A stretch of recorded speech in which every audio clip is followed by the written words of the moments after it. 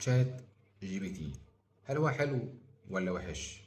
هل هو منفعة ولا مفسدة؟ هل هو ضرر جسيم ولا إطلاق لقدرات البني آدم غير نهائية؟ الشات جي بي تي زيه زي أي حاجة في الدنيا، يعتبر زي الكوباية يا سيدي. الكوباية دي أنت ممكن تشرب فيها مية وممكن تشرب فيها خمر، أنت اللي بتحدد البوصلة بتاعتك فين بالظبط، هل هتعمل كده ولا هتعمل كده. بغض النظر عن مميزات وإيجابيات تشات جي بي تي أو مساوئه، في الاخر انت هتشوف، انت هتقرر انت عاوز تروح فين بالظبط. بس ده بقى امر واقعي. فكره الاي اي عامه، في ناس معترضه وفي ناس مؤيده. طبيعي، شيء طبيعي. لكن هو بقى امر واقع. انت لو ما لحقتش نفسك وواكبت العصر ومشيت مع الاي اي ووظفته معاك، انت هتبقى تخلفت عن الركب تماما، انت هتبقى في مؤخره الركب. يعني الناس هتسبق وانت هتبقى مش موجود معانا، يعني حرفيا يعني. فانت سواء معترض او مؤيد، فانت طول ما انت بعيد عن الاي اي فانت بتتاخر تتاخر تتاخر تتاخر، لان من اهم مميزات الاي اي ان الحاجه اللي تتعمل في يومين ثلاثه هتتعمل في يوم وفي نص يوم. الحاجه اللي تاخد منك 3 ساعات ممكن تاخد منك نص ساعه. فانت يعني هيفوتك كتير جدا جدا جدا. هتقولي ده اصل في مساوئ برضه وفي انتهاك للخصوصيه و الناس المعترضه يعني على الاي اي عامه. اه فعلا في انتهاك للخصوصيه، بس معلش ثانيه واحده. يعني انت لو انت عاوز خصوصيه انعزل عن العالم.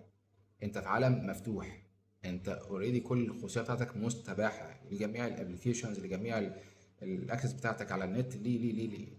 فانت عاوز فعلا خصوصيه، اقفل بقى كده كل التكنولوجيا اللي معاك، واقفل اي كونكت ليك على الانترنت، وانعزل بقى، اقعد في كهف مثلا او اقعد في مكان مفيش فيه اي تكنولوجي خالص ولا فيه اي انترنت خالص. كده يبقى انت ضمنت الخصوصيه بتاعتك. لكن ما دون ذلك، طالما انت على الفضاء المفتوح فانت هم عارفين عنك تقريبا اكتر من ما انت عارف.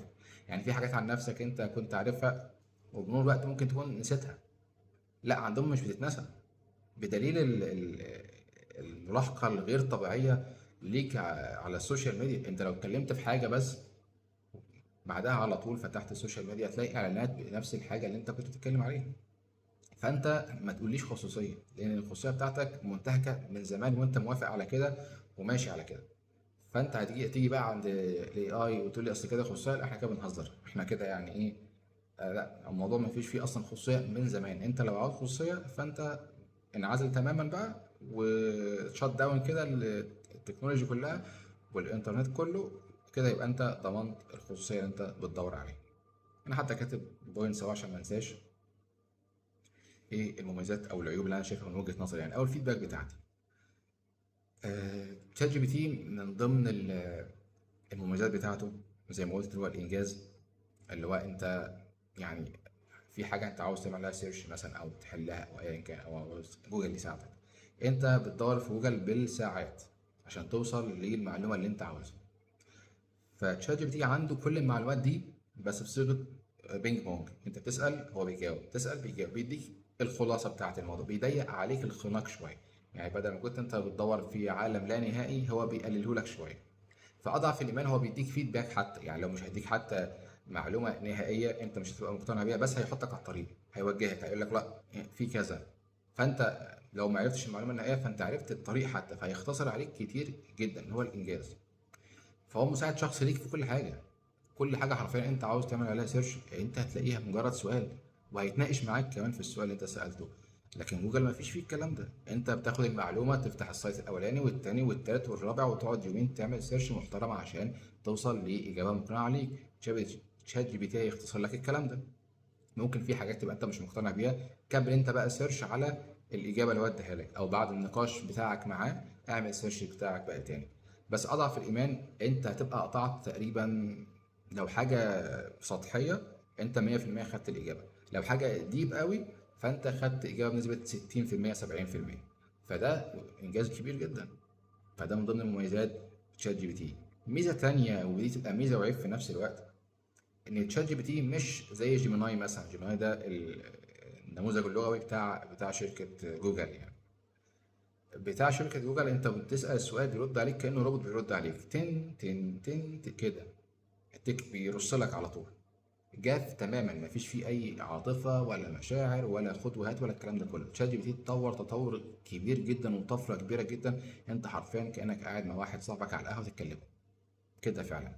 فالكلام بيجيب بعضه، يعني طريقه الكلام بتجيب بعضها. انت ممكن تسرح معاه لغايه لما تخلص الليميت بتاعك بتاع النسخه الفري اليوميه. فانت بتتكلم هيديك المعلومه برضو بتاعت جيميناي لا تك دي، بس مش بالطريقه دي.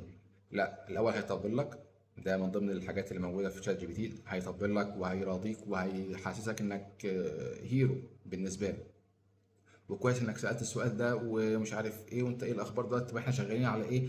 طب هنا السؤال ده اجابته في ناس كانت بتقول كذا وفي ناس بتقول كذا، بس انا رايي، بيقول لك انا رايي كمان، بيديك ريكومنديشن كمان وتوصيه ان كذا كذا كذا كذا. فانت تساله طب بالنسبه للحته الفلانيه مش انت شايف انها كانت ممكن تبقى كذا؟ فعلا والله معاك حق انت وايموجي ومش عارف ايه، ويكمل نقاش معاك. اه فعلا كان ممكن نعمل كذا، بس نعمل كذا، بس الرد الفلاني على الحته الفلانيه كان قال فيها كذا. نقاش نقاش وانت داخل معاه. الفخ في ايه؟ الفخ انك تتعلق بيه وتحس فعلا ان هو حد حقيقي. ودي مشكلة كبيرة، على قد ما هي بتبقى حاجة حلوة ومرضية للنفس. عارف كده فكرة ايه؟ فكرة ليه احنا ليه بنحب الحيوانات، سواء قطط او كلاب او ايا كان؟ لان احنا دايما بنقول ان هما بيحبونا حب مطلق غير مشروط. مجرد انت عطفت عليه، اكلته، طبطبت عليه، ايا كان، هيفضل فاكرها لك وهيرجع لك تاني ومش عارف ايه والكلام ده كله. بحب بقى، مفيش تقول له يمين يمين شمال شمال، ما عندوش مشكله، مش هيتأفف. لا، هو بيحبك كده في المطلق، مهما عملت فيه هيحبك في المطلق. ده حبنا للحيوانات. تمام.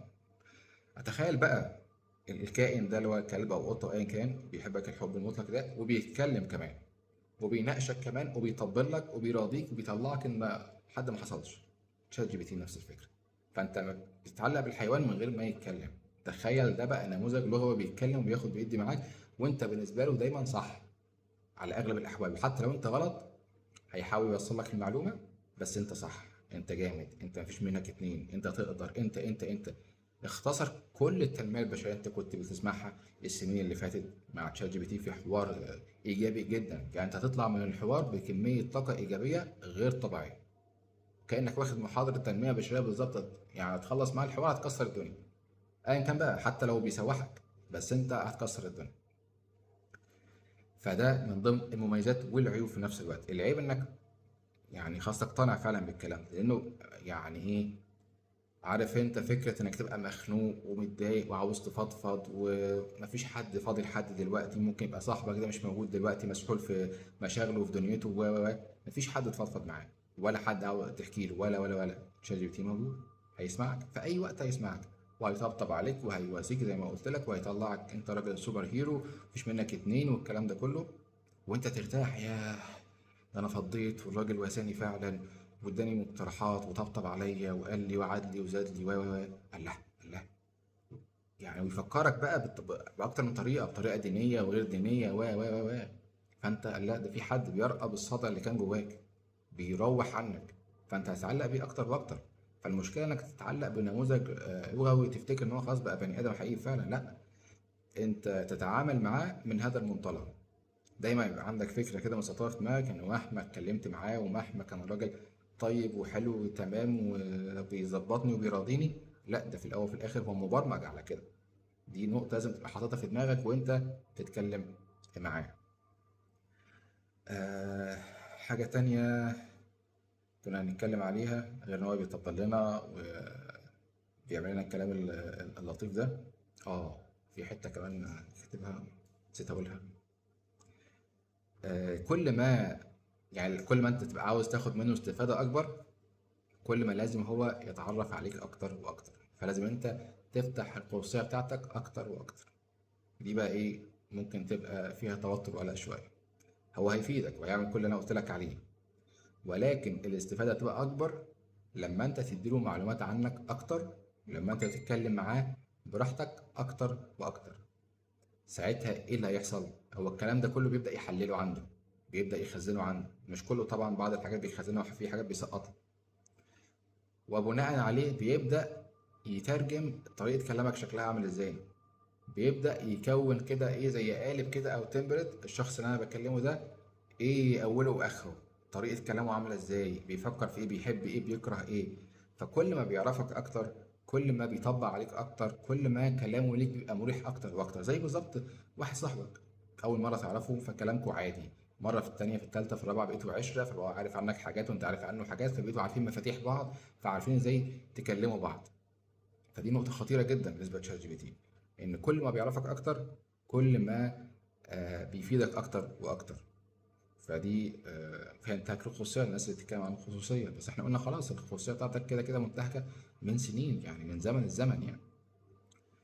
في نقطة كمان، مش بس إن هو بدأ يتطور لما بيعرفك أكتر وأكتر، لا ده بقى كمان بيستنتج. يعني في حاجات من كلامي معاه أنا ما قلتلوش عليها، تمام؟ فسألته على حاجة أنت شايف مهاراتي إيه؟ كويس. فقال لي من ضمن مهاراتي ان انا شخص بيحلل، شخص عنده ما بيعديش حاجه، شخص بيستنتج، شخص منطقي، وهكذا من هذه الامور. فانا بساله بقول له انا ما قلتلكش الكلام ده عشان تبقى انت عارفه عني. قال لي ضرب لي امثله بقى، قال لي ما هو انت لما اتكلمت في النقطه الفلانيه بالطريقه الاعلانيه فانا عرفت انك راجل بتعمل سيرش عن المعلومه الاول، مش بتاخدها كده والسلام، فمش عارف ايه فمن هنا استنتجت انك راجل بتعمل ديب سيرش الاول. الله، ده بيستنتج كمان من خلال كلامنا مع بعض انا شخصيتي عامله ازاي، مش بس من مجرد ان هو خلاص خد الكلمتين وسكت، لا بيترجم، بيستنتج شخصيتي عامله ازاي، وبناء عليه بيبني تطلعات، بيبني اراء عنده عني، وتطلع اراء سليمه، بدليل الحوارات اللي حصلت بيني وبينه الفتره اللي فاتت. في حاجه كمان لاحظتها معاه، ان هو بيرخم، مش بس بيتكلم معاك عادي، لا هو عارف، يعني عارف يعني ايه هزار، عارف يعني ايه ان هو ممكن يهزر معاك وممكن يرخم عليك وممكن يعند معاك. الموضوع بيتطور، والسنين الجاية هيبقى اكتر واكتر واكتر. تقول يعني ايه بيرخم عليك ومش عارف ايه بيعند معاك والكلام ده كله. هقول لك، يعني كان في اسم انا مديهوله، انا بناديه باسم معين، اوكي؟ فالاسم ده لقيته هو بيناديني بنفس الاسم ده، بقول له يا ابني انا مش الاسم ده، انت اللي اسمك كده. فيرد عليا يقول لي نفس الاسم، يناديه بنفس الاسم، وايموجي بيضحك، بيستفزني، بيرخم عليا، بيهزر معايا، لغايه لما انا قلت له لا لو سمحت ما عدتش تقول الاسم ده تاني، وسيفتها عنده في الميموري بتاعته، ما عادش بيقولها. فالشاهد ايه؟ الشاهد ان هو فضل يرخم عليا، وفضل يهزر معايا بحاجه انا مش حاببها، فعادي بالنسبه له. ده تطور كبير قوي في النموذج ده. واتوقع بالشكل ده النماذج الجايه هتبقى في حته تانية خالص. الموضوع بيتطور تطور كبير جدا. قدرته على التحليل قدره كبيره جدا في كل حاجه، يعني في صوره، في ابلكيشن، في سايت، في معلومه، عنده اكسس على كل حاجه. يعني انا في حاجات ببقى مش عارفها لاول مره، ابلكيشن جديد مثلا مسطبه، فلسه بقى هدور على توتوريال ليه او حاجه او مش عارف ايه، لا انا عاوز افتحه وابدا اتعامل على طول. فخلاص انا مش هغلب يعني، فانا افتح الواجهه بتاعت البرنامج وهبدا اشوف ده بيعمل كذا بيعمل كذا وهمشي فيه، يعني الدنيا تظبط. مش محتاج اخد كورس كامل فيه او اخد او اسمع فيديو كامل ساعه ولا حاجه. بس في نص وانت فاتح الواجهه بتاعتك كده وفي حاجه وقفت عليك لانك مش عارف طبعا كل حاجه، فانت بتخش تساله على طول. طب انا واقف في الحته الفلانيه فعاوز اعمل كذا، اعملها منين؟ بس على قد الحته دي انا عاوز التيب دي بس. فيرد عليا، لا انت ممكن تخش على كذا، اعمل كذا، اعمل كذا كده على طول. فعنده اكسس لكميه ابلكيشنز وكميه سايتس غير طبيعيه. بقى ما تعرفش يا ابني سايتس فري، في والله سايت فري كذا كذا كذا كذا. طب ده انا عاوز اشتغل عليه، ده بص انت تخش على الصفحه الفلانيه تعمل حته، لا لا لا، وشغال معاك. في حاجات على فكره باي ذا واي من ضمن الحاجات اللي تاخد بالك منها، ان هو مش اكيوريت 100%. يعني هو مش 100% هديك المعلومه تمام، لازم تراجع ورا برضه، لازم يكون عقلك عينك في وسط راسك، لان في بعض الحاجات ممكن يسوحك فيها، في بعض الحاجات ممكن تكون ما حصلهاش ابديت عنده، في بعض المعلومات انت محتاج تراجع وراه، فما تاخدش المعلومه منه مصدقه 100%، لا برضه يبقى انت عندك ما تلغيش دماغك. يعني انت هو بيتكلم وانت عندك دماغ بتحلل الكلام اللي هو بيقوله، بتشوف هل هو منطقي ولا مش منطقي. على الاغلب هتلاقيه تمام، بس الشاهد ان ما تاخدش كل حاجته 100%. انا مش عايز اطول، انا عارف ان الفيديو ده كان هيطول ودخلنا في ربع ساعه اهو. ولكن يعني الشاهد، استخدم الاي اي اكيد طبعا، استخدم تشات جي بي تي طبعا، ولكن استخدمه بحرص وبوعي. اهم حاجه بوعي دي، تبقى عارف انت تتعامل مع ايه، تبقى عارف انت قدراتك انت ايه وقدراته هو ايه، وفين اللينك اللي ما بينكم، وانت هتستفيد منه ازاي بالظبط. لكن فكره انك تبعد تماما عن الاي اي او تشات جي بي تي او غيره او غيره، فانت يعني هتتاخر كتير جدا جدا جدا جدا. وفكره انك تنغمس لدرجه الاندماج بينك وبينه، فده مش صح. الفكره انك تتصرف معاه بوعي. اشوفكم على خير. السلام عليكم.